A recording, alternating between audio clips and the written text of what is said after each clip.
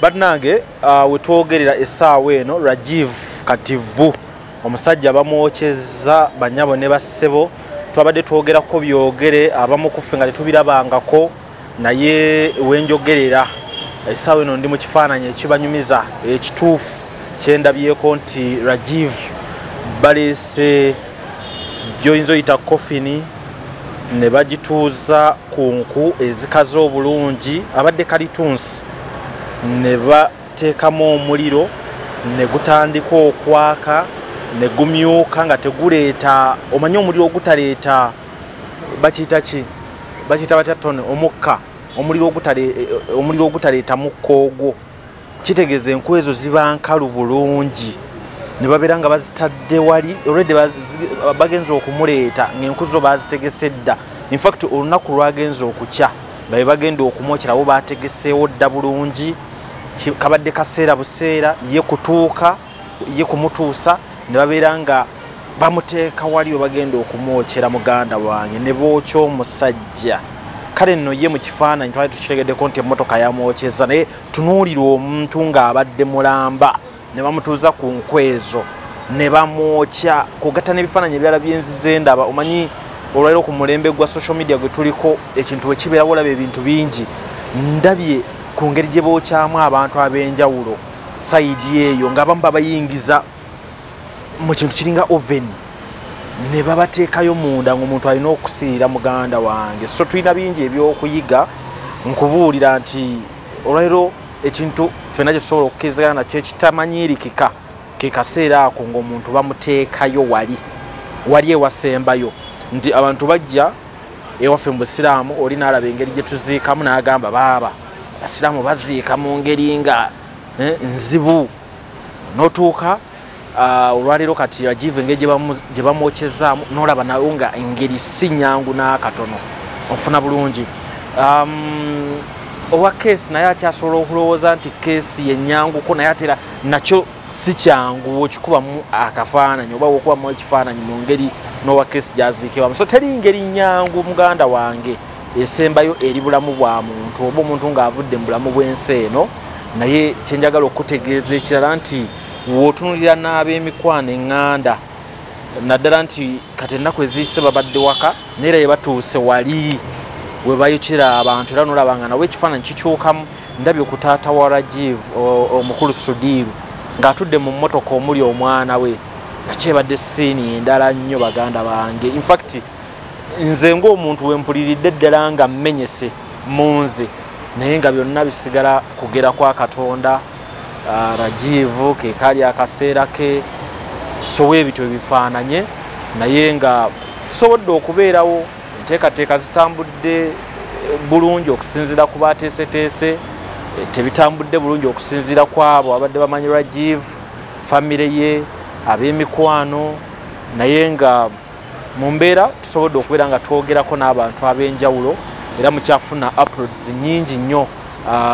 ku mukolo guno engeri gye gutambuddemu ngenda kubamba ku Fresh Kid ono y'omu ku baana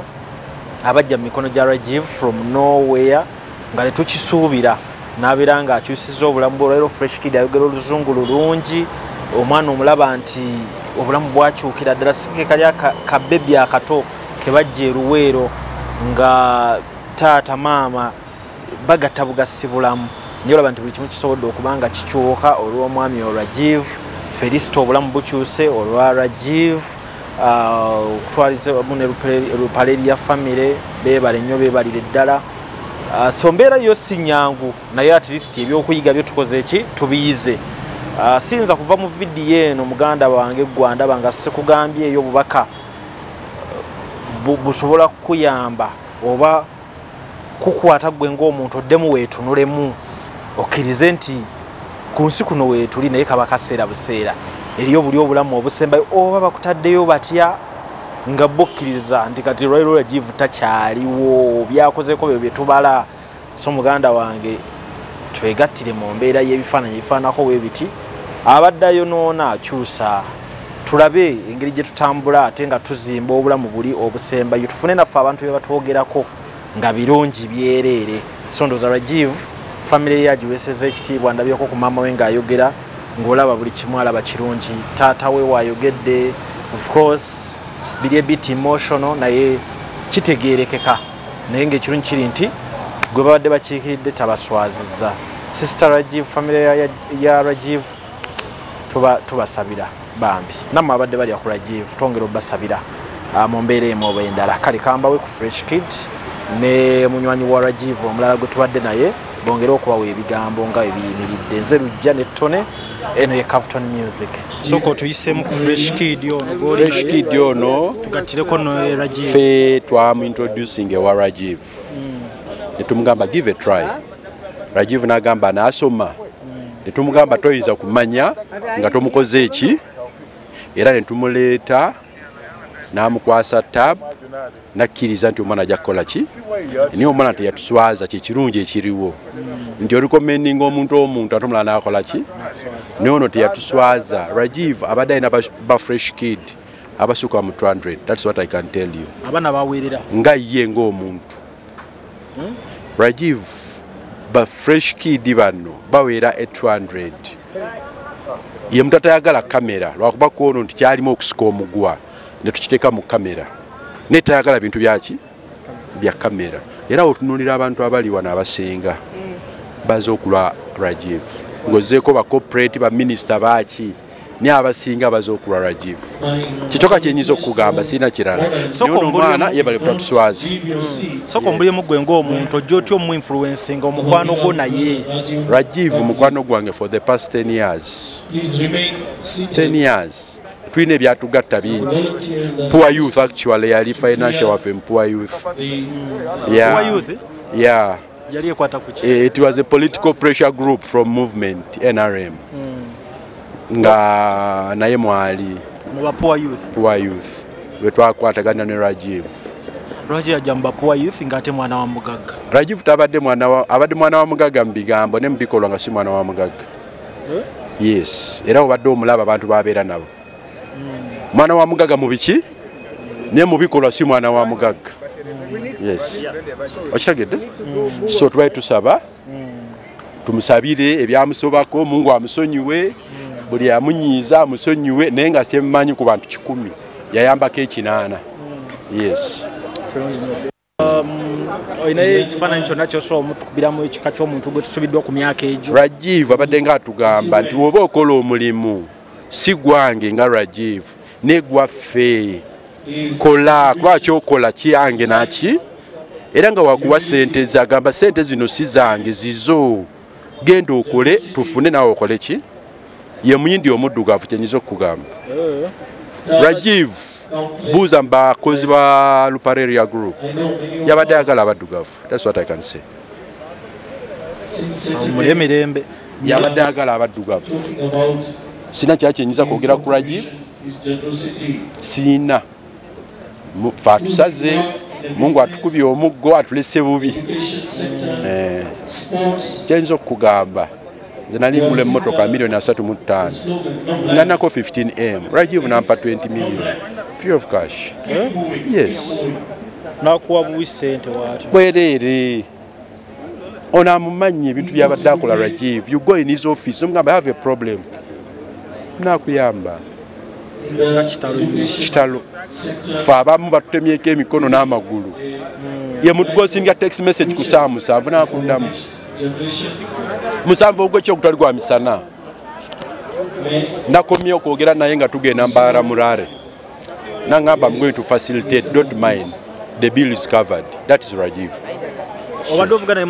no I'm just a fan he's my brother he's my friend yes but it's got motoka za mpaka nenga boss wange mu birala nga bomutukira ngo ine kizibu nga kuyamba abadde ayimalira abantu bonna kasitoba nga tayina sogamba nti mumanyi sikumanyi kasito omutuukirira Fresh Kid wamwe bale kutatuswazi Fresh Kid yogere na wakagamba Uncle Rajiv kitalo nnyo papa wange Uncle Rajiv kitukoze bubi kitukose wala kibale kitalo nnyo kyampisa bubi nnyo nga nsoso kiwulira kubanga badde muntu mulungi nnyo muna mwalaba bye yankolera n'ebirala bingi bye mutalaba kubanga yasigala nyamba continuously wadde mwalabako bimu na bimu naye nga sigadde nyamba continuously nga yamba taata wange ng'ate nga muntu ali responsive omwogera naye tabeeragirako ng'ajja ne ku ssomero nanceekingako so badde muntu wa mugaso nnyo gye ndi era kitukoze bubi nnyo. Amannya nze Nsuuga Mustafa nkola ne Alihira Holdings Uganda Limited. Tuli bakozi ba biodigester wamu n'okuzimba okw'enjawulo. So olwaleero tuli wano eno nga tuli nkola biodigester. Ekyenjawulo ekiriwo nti yo eri mu basement wakati okusinziira nga bulijjo abantu mu kiraba ti eno parking lot. So eri wansi eri parking lot eri mu basement. Leero tukoze size y'abantu 5 ng'era erina capacity okusavinga ekizimbe kino kyonna nga wekinaabeera. Wano eno ng'era emigaso gya bulijjo gya biodigester tebagenda kunuunamu. Atwetaaze ku namba z'essimu 07017669992 ne MTN 0789224230. Enamba ezo zonna kwe ziri ku WhatsApp. Peter Ali Moses, marketing manager wa Tete Business Solutions. We deal in printing, branding and general supplies. Tukola signages, tukola corporate wear uniforms n'ebintu bingi. Bino byonna bye mulaba mu dduuka. Zino samples. Buli kyolaba kyonna tulina stores. Tukola bintu bingi. N'abasinga bamanyi tukola printing and branding only. Naye tukola bingi, tulina departments ezirimu civil engineering, ezirimu installations, mechanical installations n'ebirala. Tuli located at Lighthouse Arcade behind Charm Towers, C12. Era bw'otuuka ku C12 obupande bwaffe bwonna oba obulaba. Richto Boutique wano ku Kamukamu Plaza Entebbe Road Kampala bayina engoye okuva UK ez'abaami n'abakyala. Bayina diapers oba ziyite pampers okuva ddala ku mwana azaaliddwa paka ku muntu omukulu. Engatto z'abakyala n'ebyokwewunda. Mujje wano ku Kamukamu Plaza first floor F46 oba osobola okugiyita FF46 nga we litimbiddwa ku mulyango gwalyo. Logical Construction Company tulina abakugu b'enjawulo. Tulina nga olalabe nti tulina ba architects, tulina ba structural engineer, tulina ba painter, tulina ba electrical. Onatuuka ewagulu jasanga nti slab etwagitaddemu pipe z'amasannyalaze tetwayise balala. Ffe kennyini n'abantu baffe nga bwe tukola fe abakoze etya abakyekoledde. Kwegamba logical emirimu gye tukola gono tukuba plan. Mwekyo ne tukola electrical ebyamasannyalaze, ne tukola plumbing eby'amazzi, ne tupaintinga, ne tukola interior designing, landscaping ebya compound ebyo byonna Logical Construction Company tubikola sebo. Amannya gange bapita Idembabazi Brenda basawa Little Birds School elisangibwa wanene Nansana Kyebando mu Nsumbi. Tuyina mixed day and boarding. Abasula wano n'abadde waka. Ebisale byaffe wano ku ssomero bisoboka eri buli muzadde ate tuyina wano ne kodi kw'osobola osasulira nga tosose na kutuuka ku ssomero. Tukoola buli bazadde bonna abali eyo mu Uganda n'abali ebweru wa Uganda okutuwa abaana mu kisulo ne mu dde. Tuyina vani zaffe ezitwala abadde ewaka omwana wonna waali vani zisobola omutuusaayo. Ebisulo byaffe abaana gye basula bulungi era byegombesa. Visit us and get our services.